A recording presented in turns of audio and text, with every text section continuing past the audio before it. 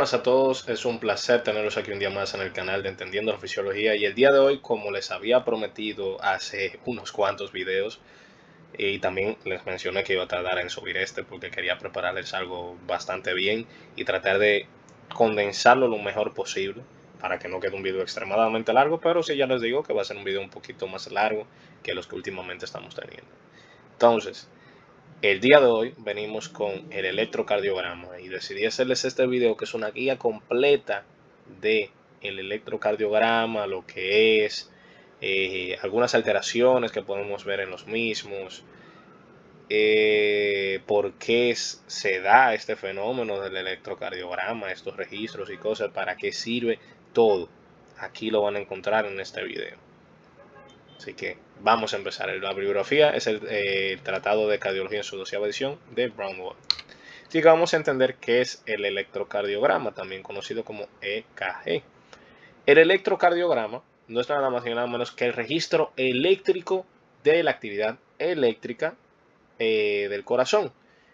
Este se registra por un electrocardiógrafo, el cual va a constar de varios polos que van a estar conectados en el paciente, y entonces la maquinita de la parte ya de donde se va a registrar la medición, donde se va a interiorizar, pues entonces la va a expresar en un pequeño papel que se va a imprimir, que es lo que representa el electrocardiograma. Entonces, todas esa simbología que ya ustedes conocen, de que es algo tal que así, que ya ustedes conocen, pues entonces eso es el electrocardiograma que vamos a ver impreso en esa pequeña hojita que el electrocardiógrafo nos da a raíz de los polos que van a estar en el paciente. Entonces, esto nos permite saber de una forma detallada cómo se encuentra la actividad eléctrica de los pacientes a nivel de su corazón. Y esto, entonces, esas alteraciones en el electrocardiograma dejan saber mucho el estado físico del corazón, porque hay que recordar esta ley de que todo evento mecánico es precedido de un evento eléctrico. Por ende, esto va a ser muy, pero que muy importante y relevante en este proceso. Vamos a hablar un poquito de historia, que entendía que era pertinente mencionar un poquito de esta. De forma rápida, tenemos que en 1780 Luigi Galvani va a descubrir lo que es la electricidad muscular en ranas. O sea, esos experimentos en ranas que de seguro ustedes han visto hasta en caricaturas, que tienen ranas a las cuales les activan las fibras musculares. Ahí se descubrió lo que viene siendo la electricidad muscular. Ya para 1887 entonces viene Augustus Waller y registra la actividad eléctrica cardíaca humana con electrómetros, siendo esto la primera vez en el cual se registra la actividad eléctrica cardíaca. Y podría decirse que entonces esos electrómetros son lo que viene siendo la ascendencia, ¿verdad?, de esos predecesores de los hoy conocidos electrodos que tiene el electrocardiógrafo. Y ya para 1901 y 1905, entre estos años, William Einthoven desarrolla el galvanómetro. Ese galvanómetro, que era de cuerda, es lo que permitió definir las ondas eléctricas del electrocardiograma, teniendo la onda P, la onda Q, R y S, y finalmente la onda T. Y gracias a ese descubrimiento recibió el premio Nobel en 1924. Y ya para 1911 fue el año en el que se fabricó el primer electrocardiógrafo. O sea que eso es importante saber. Vamos a conocer entonces los componentes del electrocardiograma, aunque ya los vengo mencionando. Primero tenemos una onda P. La onda P es esta que vemos aquí, esta chiquitita, y tenemos que ver esto como si fuera un plano cartesiano. Imaginemos que aquí hay un plano cartesiano que corta justamente aquí. Entonces tenemos que ver las cosas de la siguiente manera. Todo lo que vaya hacia arriba está yendo en un sentido positivo y todo lo que vaya hacia abajo está yendo en un sentido negativo.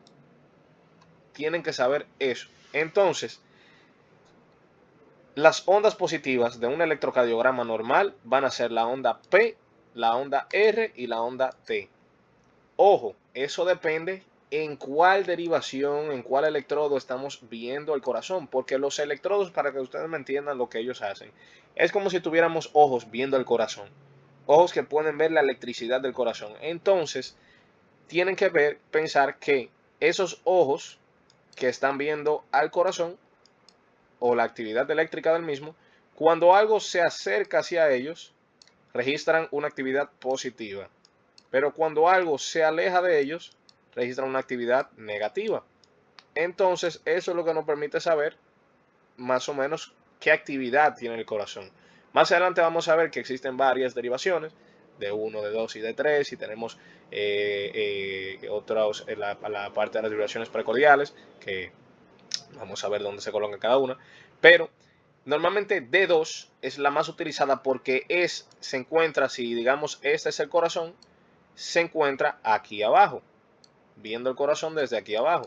Si vemos el corazón desde aquí abajo, entonces estamos viendo el eje eléctrico viniendo directamente hacia nosotros. O sea, estamos siguiendo de una forma continua el eje eléctrico del corazón. Por ende, es la derivación en la cual deberíamos encontrar esta representación de la forma más representativa, valga la redundancia, posible. ¿Por qué? Porque es el punto en el cual estamos siguiendo de una forma la forma más asertiva, la forma más cercana, el eje cardíaco, el eje eléctrico cardíaco. Entonces es importante saber eso. Ya luego la onda R, bueno, diciéndole con qué corresponde la onda P corresponde con la contracción auricular, porque sí, nuestro corazón no se contrae completo al mismo tiempo. ¿Cómo así? El corazón, poniéndolo de esta manera, tenemos las aurículas, que son estas que están aquí arriba, y tenemos los ventrículos, que son estos de aquí abajo. El corazón posee válvulas, que ya mencionamos en videos pasados. Posee válvulas de las aurículas a los ventrículos y de los ventrículos hacia los grandes vasos, siendo esos grandes vasos en el lado derecho del corazón las arterias pulmonares y del lado izquierdo del corazón la arteria aorta. Es el principal vaso arterial que lleva la sangre a nivel sistémico. Entonces, las aurículas son a las cuales le llega la sangre. El lado derecho es el lado desoxigenado y el lado izquierdo es el lado oxigenado. Entonces, del lado derecho, las aurículas van a tener, la aurícula derecha va a recibir sangre de la vena cava superior y de la vena cava inferior. Cuando la aurícula derecha se llena, entonces esta válvula que vemos aquí, esa válvula que está aquí abajo, que se llama válvula tricuspidia, va por la presión que ejerce ese llenado en la aurícula derecha. Cuando ya se llega a un umbral de presión específico, se abre automáticamente solamente por la presión que la sangre está ejerciendo sobre ella. Y entonces, como se abre, empieza a vaciar la sangre hacia el ventrículo derecho. Así como si estuviéramos exprimiendo un limón, para que lo vean así, piensen que la aurícula, para acabar de sacarle el juguito que le llegó, esa sangre que le llegó, para asegurar que la botó toda, ellas se contraen un poquito antes de entonces que el ventrículo contraiga, para garantizar que le llegó toda la sangre que había recibido la aurícula a el ventrículo. Si el corazón se contrajera al mismo tiempo aurículas y ventrículos, eso no ocurriera. Para nada ocurriera. Incluso tuviéramos problemas porque no estaríamos bombeando toda la sangre que realmente está llegando. Entonces, para eso, existe un retraso fisiológico que vamos a ver en la parte de la anatomía eléctrica del corazón entre el paso de las corrientes eléctricas que fomentan la contracción muscular cuando se va a pasar de las aurículas a los ventrículos. Entonces, en ese momento de retraso es que las aurículas contraen y entonces acaban de llenar los ventrículos para luego los ventrículos eyectar. Cuando eyectan se cierra automáticamente la válvula tricuspidia y abren las válvulas semilunares, que son las válvulas para la arteria pulmonar y para lo que viene siendo la arteria aórtica, la válvula aórtica. Luego del lado izquierdo del corazón, entonces, a través de las venas pulmonares, llega toda la sangre oxigenada, ya que pasó por los pulmones y ocurrió el intercambio gaseoso. Y es el mismo proceso. La aurícula se llena, abre la válvula, que esta se llama válvula mitral o bicuspidia, y entonces el ventrículo izquierdo va a contraerse una vez que haya ocurrido la contracción auricular y eyecta la sangre hacia la circulación sistémica a través de la arteria aórtica. Entonces, eso es todo el recorrido. ¿En qué punto del electrocardiograma se registra la contracción ventricular?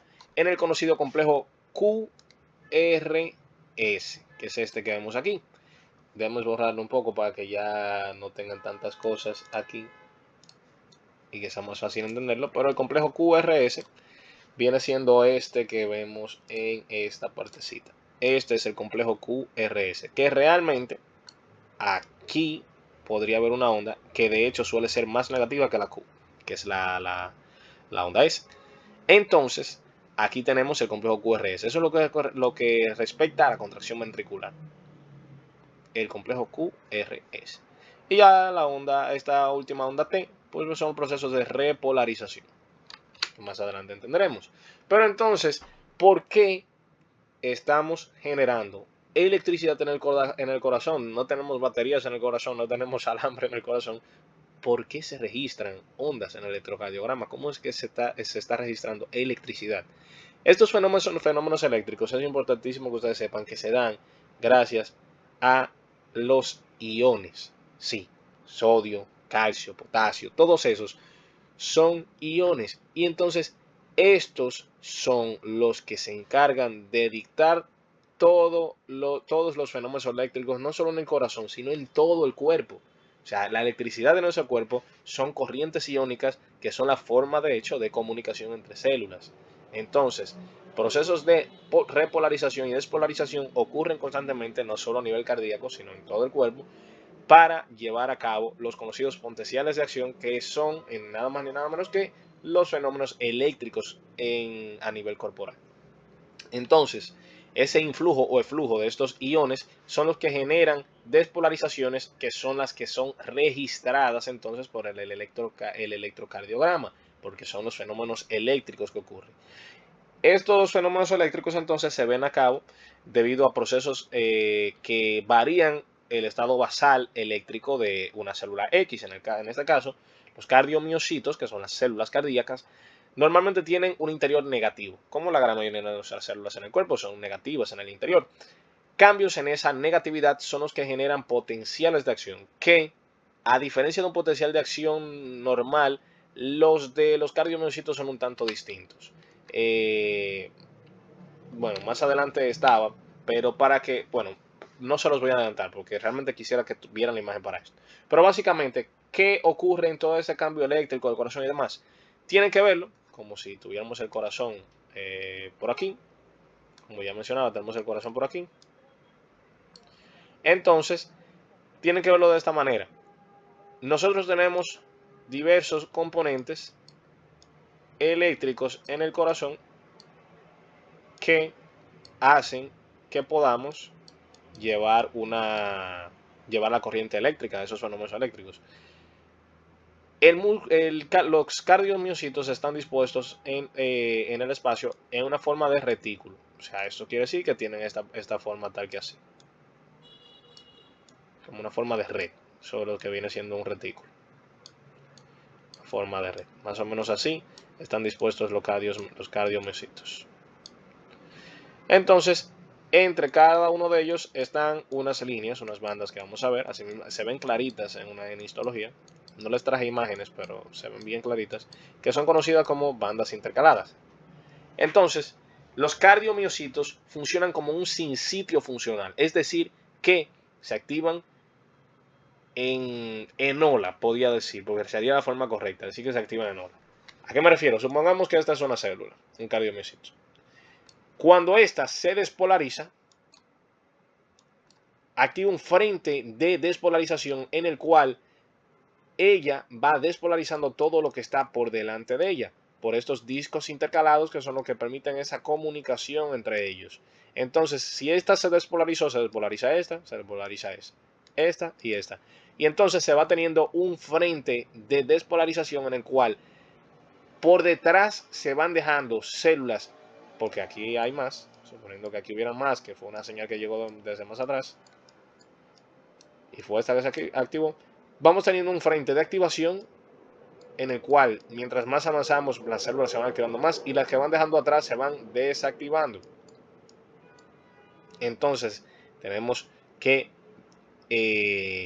avanzando, a modo metafórico, tenemos esta ola que va tomando y tomando y tomando y tomando altura y va tomando más y más. Y entonces se va activando y se va activando y se va activando. Pero atrás de esa ola, pues entonces tenemos la marea normal. Incluso sabiendo que la ola ya pasó por ahí. Eso es lo mismo que ocurriría aquí. Se va a ir activando cada uno de estos cardiomiocitos, va dejando por los que van quedando atrás, ya se van desactivando, pero mientras más se avanza, más se activa. Entonces se tiene un frente positivo y una parte posterior negativa. Entonces esto es lo que genera el impulso eléctrico, porque técnicamente es una electricidad avanzando en una dirección. Y entonces esa electricidad que avanza en esa dirección, eso es lo que se registra en el electrocardiograma dependiendo del electrodo que estamos viendo, porque ese electrodo mira hacia dónde se mueve esa corriente eléctrica. Entonces, si se acerca hacia el electrodo, entonces el electrodo registra que está avanzando en un sentido positivo. Y si se aleja del electrodo, el electrodo determina que está en un sentido, pues, negativo. Entonces, sí, básicamente es eso. Aquí se mencionaba esa parte, lo que le iba diciendo de una zona activada, que es el interior de la célula positivo, el exterior negativo. En una zona de reposo se tiene una célula con interior negativo y exterior positivo. Se tiene el frente de activación y el campo eléctrico resultante, que es el positivo del frente, negativo detrás.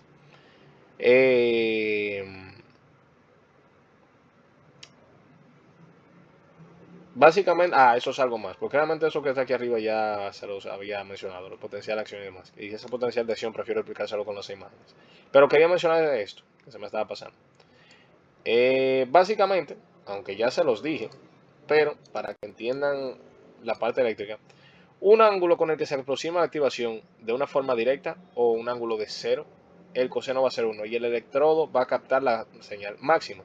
Es decir, palabras sencillas y quitando todas las matemáticas, que la electricidad se está acercando al electrodo.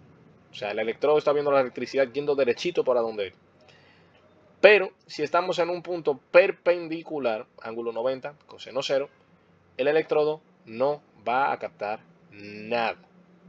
Que eso es algo que se tiene que saber. O sea, el electrodo tiene que estar viendo la electricidad o viniendo o alejándose. Pero si está en un punto en el cual no es que está viniendo ni alejándose, es decir, que sería un punto perpendicular, pues entonces el electrodo no va a registrar ningún tipo de actividad eléctrica. Tiene que estar de una forma directa, o sea, viéndolo de frente a la corriente eléctrica, ya sea alejándose o ya sea acercándose, pero tiene que estar viéndola de frente. Entonces, todos esos procesos de despolarización, van a darse por un influjo de sodio o entrada de sodio. Y todo el proceso de repolarización va a ser por un influjo de potasio o el flujo de sodio también.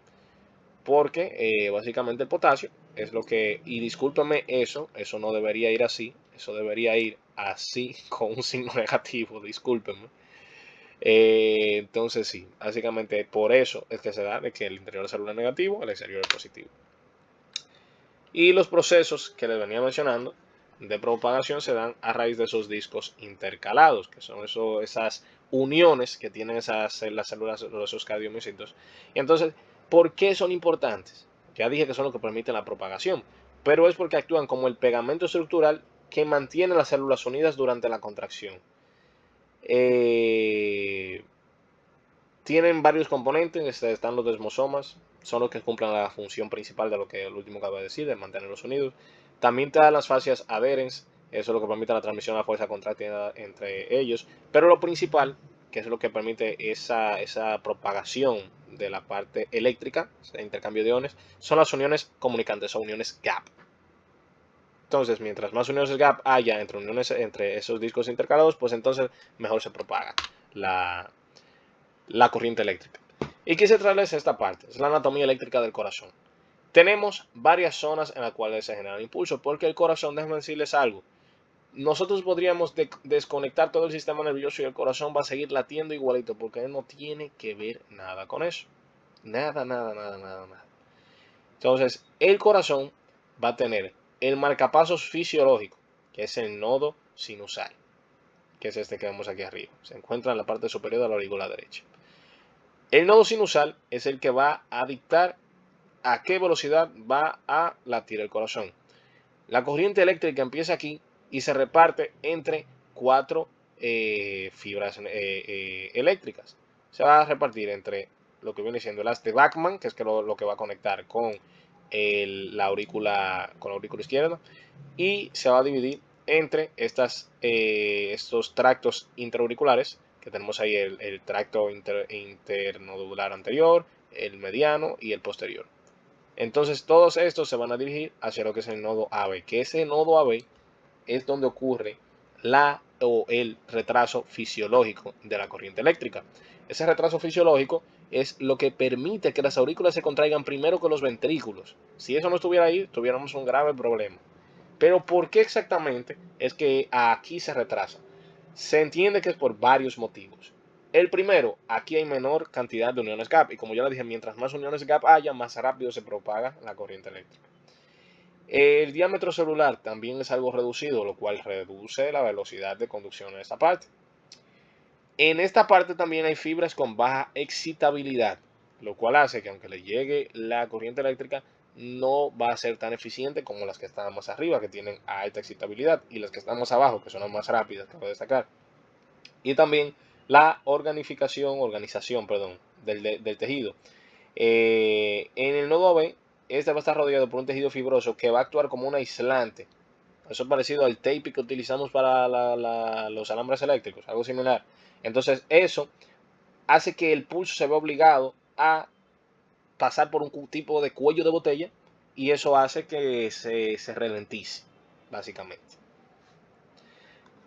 Luego entonces de pasar el nodo AB, venimos a lo que viene siendo el haz de His, el cual empieza siendo así, pasa a través del tabique interventricular y se bifurca en rama izquierda y rama derecha del haz de His.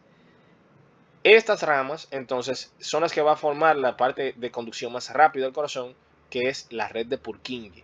Son estas que entonces toman todas las caras de los ventrículos. Aquí mencionándoles cada uno de una forma específica.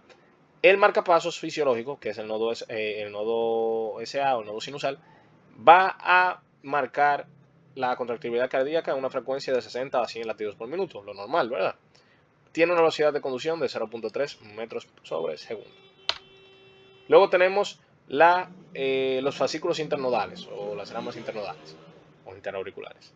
Estas son entonces las que van a pasar del nodo SA hacia el nodo AB, conducen a 1 metro sobre segundo y pues bueno, básicamente son las que llevan al nodo AB. Luego tenemos la vía intraauricular o haz de Bachmann, y es el que permite la conexión con la aurícula izquierda. Ese entonces es 1 metro sobre segundo en velocidad de conducción. Y entonces tenemos el nodo AB. Fíjense que el otro serán de 1 metro sobre segundo la conducción. El nodo AB es de 0.04 a 0.1 metros sobre segundo, o sea que disminuye bastante. Y es el retado fisiológico para el llenado ventricular, como ya les dije. Sí, para que entiendan esto, si suponiendo se dañara el nodo SA, ustedes pensarían, pues entonces ya el corazón no va a latir porque no tiene marcapasos. Pero no es así. Porque cada una de estas porciones tiene la capacidad de ser un marcapasos. Ahora, unas tienen forma de hacerlo de una forma más eficiente que otra. El nodo SA es el óptimo. Pero cuando el nodo SA se cae, pues entonces venimos con el nodo AB. El nodo SA, recuerden que eran de 60 a 100. El nodo AB va de 40 a 60. Luego tenemos entonces el haz de His. En el haz de His la conducción empieza a acelerarse de 1 a 2 metros sobre segundos y este también tiene capacidad de hacer marcapasos de 30 a 40. Este es más lento. Mientras más vamos bajando va a ser más lento. Luego tenemos la ramificación de las de His. Aquí aumenta más la velocidad de 2 metros sobre segundo. Y luego tenemos las fibras de Purkinje, que estas son las que vemos por aquí. Todas estas que están aquí abajo. Que esas fibras de Purkinje son el punto de propagación más rápido que tiene el corazón, de 4 metros sobre segundo. Y también puede servir como marcapasos, pero este ya es lo último, 20 a 40 latidos por minuto. Entonces quería mencionarle cómo es que exactamente ocurren esos fenómenos eléctricos. Antes de explicar esta diapositiva, quiero que vean esto. Esto es lo que se conoce como un potencial de acción. Un potencial de acción no es nada más ni nada menos que la célula empieza a tener un influjo de unión X, la cual le hace variar su estado basal eléctrico.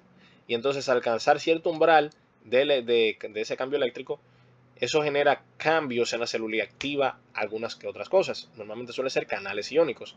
Y entonces eso genera un proceso de hiperactivación, donde se ocurre el potencial de acción, y luego un proceso que es el proceso de despolarización, esto que está aquí arriba, y luego ocurre un proceso de repolarización, que es que la célula vuelve al estado eléctrico basal. Entonces, normalmente como la célula es negativa, esto empieza a ocurrir porque empiezan a entrar eh, iones positivos. Entonces esos iones positivos van haciendo más positiva la célula hasta que llega al umbral necesario para abrir los canales necesarios para la despolarización rápida.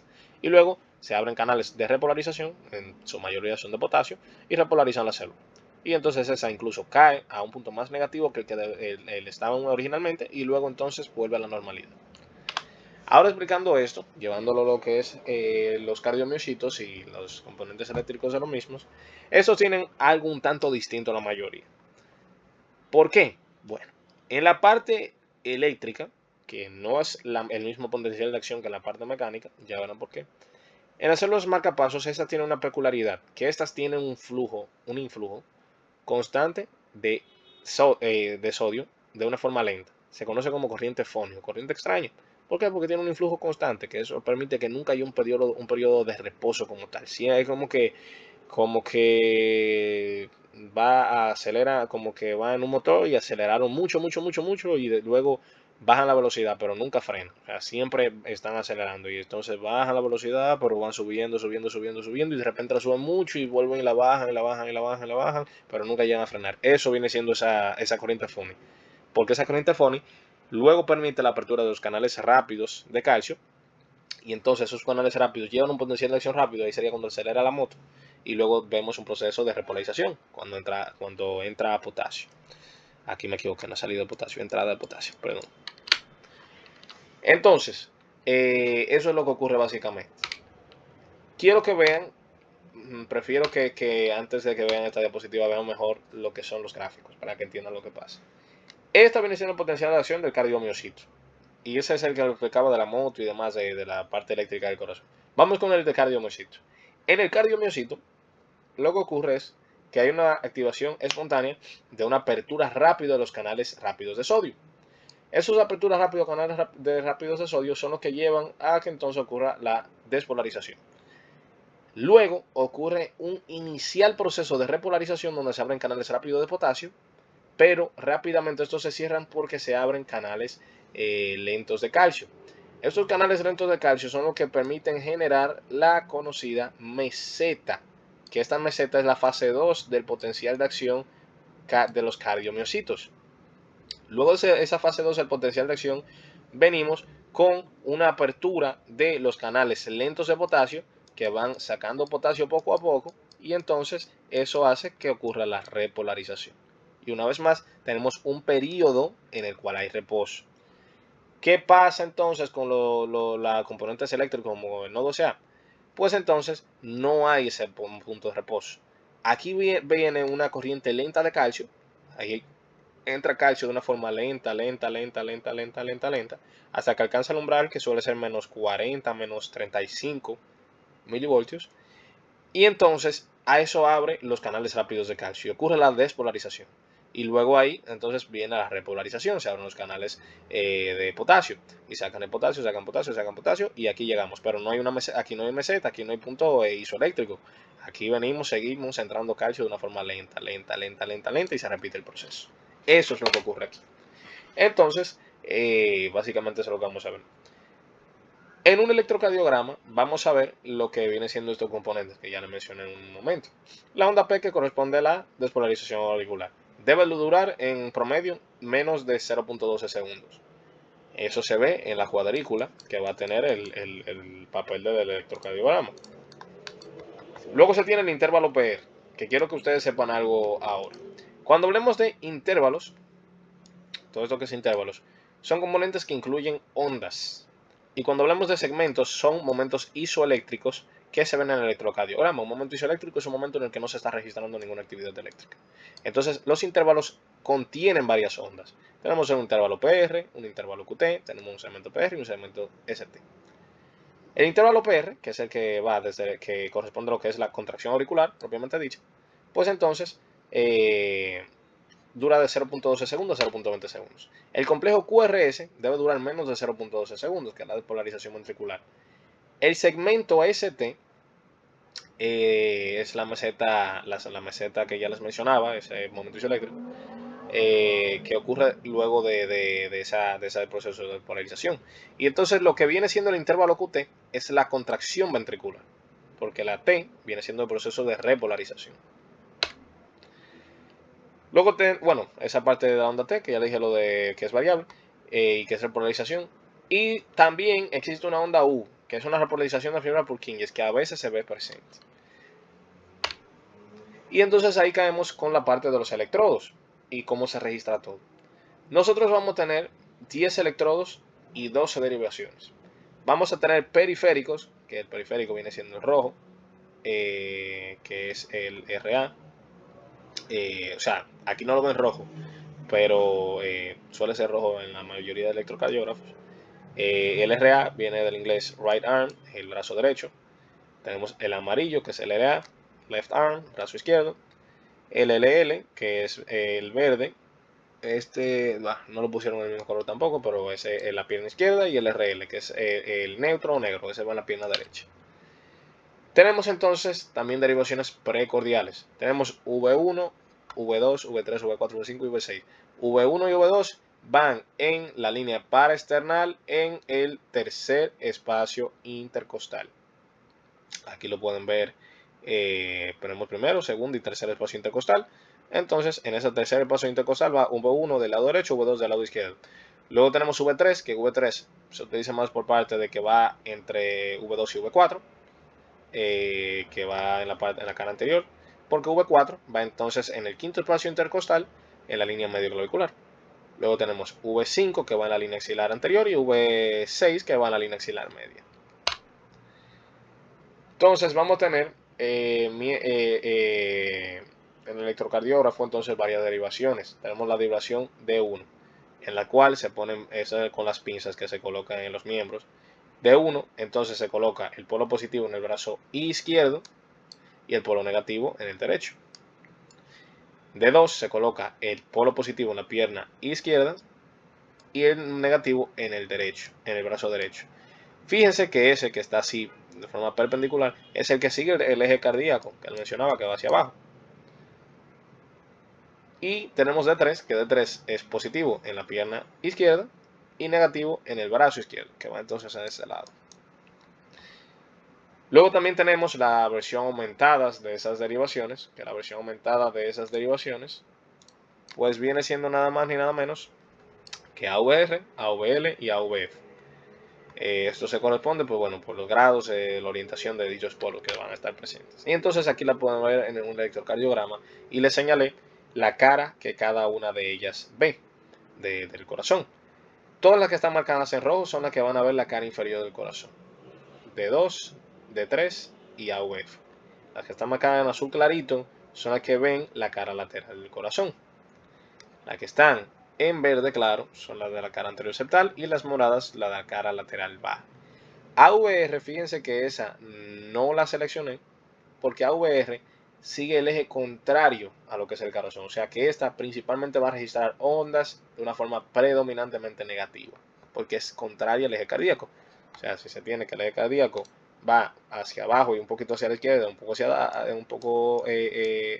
un poco hacia la izquierda, pues entonces si el eje va así, esta está viendo en esa misma dirección, lo cual equivale a que se va a estar alejando todos los registros, o sea, todo el momento va a haber ondas eléctricas, o sea, va a haber componentes eléctricos, pero alejándose.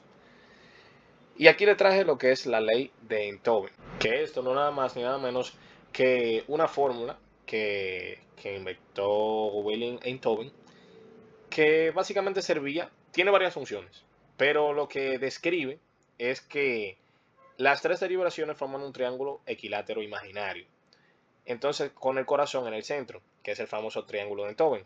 Eso significa que la amplitud de la derivación D3, la que vemos aquí, vamos a señalar ese 0 aquí de nuevo. Ay, perdón. La de la... Ahora sí. La D3 es igual a la diferencia entre la derivación 2 y la derivación 1. Eso es básicamente lo que la ley de Einthoven nos establece. Entonces, ¿para qué funciones sirve?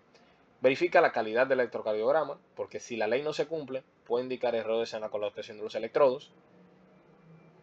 A nivel de una comprensión vectorial cardíaca, va a ayudar a la visualización de cómo se propaga la despolarización en un plano frontal y permite calcular el eje cardíaco y entender las desviaciones patológicas que pueden verse en un electrocardiograma. Por eso es importante la ley de Einthoven. Entonces, quise traerles algunas alteraciones que ocurren en el electrocardiograma para que se vayan familiarizando. Podemos tener lo que son arritmias, bloqueos, alteraciones por isquemias o infartos, hipertrofias, alteraciones en electrolitos y síndromes especiales. Todos estos se reflejan en un electrocardiograma. Entonces vamos a ver unos cuantos. Vamos a ver que ya mencionamos en el video pasado, infarto agudo del mercado con elevación del ST y sin elevación del ST. Sabiendo que el que tiene elevación del ST es el más problemático, porque es el que indica peor pronóstico, y sin elevación del ST mejor. Pero no quiere decir que no sean patológicos, lo son. Fíjense que el segmento ST, que es el que veníamos mencionando, es ese que está aquí. En este tenemos una elevación del mismo. Entonces se tienen ondas T picudas, que son todas esas ondas T bien picudas que están aquí. Y ondas Q patológicas, que las ondas Q, saber que son estas que están aquí abajo. El caso de la onda Q patológica se podría evidenciar, podría verse esta, por ejemplo. La onda Q patológica. Y entonces el que no tiene elevación del ST, aquí se ve un ST deprimido, más bien, que es un ST que en vez de ser plano aquí, pues entonces vemos que baja mucho. Y entonces se tiene una onda T incluso negativa. Luego se tiene lo que es el bloqueo de rama derecha. En el bloqueo de rama derecha, básicamente lo que ocurre es un retraso o un bloqueo propiamente dicho en la conducción por la rama derecha del haz de His que mencionábamos hace un rato. En eso lo que puede estar ocurriendo es que el ventrículo derecho se activa tarde por conducción desde la rama izquierda. Entonces eso genera disparidades en los momentos de contracción. ¿Cómo se puede ver esto en un electrocardiograma? Se puede ver entonces de la manera que vemos aquí. Tenemos ese retraso. Se puede ver con esta inversión de esta onda T. Y también se puede ver alteraciones a nivel del QRS. Luego tenemos el bloqueo AB MOVITS 1. El bloqueo AB MOVITS 1 es un bloqueo AB de segundo grado tipo 1 con alargamiento progresivo del PR. Incluso esto puede ocurrir hasta tal punto que la onda P no conduce. En el electrocardiograma se va a ver un PR alargado, que progresivamente lo va a hacer, e incluso se puede ver un QRS ausente. Luego se tiene lo que es la fibrilación auricular. La fibrilación auricular es eso que vemos aquí, como ese temblor que vemos en esta zona aquí. Esa es la fibrilación auricular. Eso es una arritmia supraventricular caracterizada por una activación eléctrica caótica en las aurículas. Y entonces en el electrocardiograma se ve de esta manera, un ritmo irregular y ausencia de onda P. Luego el flujo auricular, que se parece un poco pero es distinto, el flujo auricular se caracteriza por este patrón en sierra, que es una taquicardia auricular con un circuito de reentrada estable, que es típicamente el istmo cabo tricuspidio. Entonces, tiene un ritmo regular, pero esas ondas en dientes de cierre, esas ondas F, son las características de ese flujo auricular. Y ya para terminar, se tiene lo que es el síndrome de Wolff-Parkinson-White, que se puede decir en WPW. Ese se caracteriza por una presencia de una vía accesoria, conocido como haz de Kent, que conecta la aurícula y el ventrículo, evitando el nodo AB. Eso entonces que genera que el PR se acorte y que se tenga un QR ancho con una onda delta. Así que nada, eso fue todo por el video de hoy. Realmente se correspondía para este video hacer aterosclerosis, pero quise grabarles porque se lo estaba preparando ya hace un tiempo. Entonces en la próxima sí nos vemos con aterosclerosis. Espero que hayan aprendido mucho y nos vemos en el próximo video.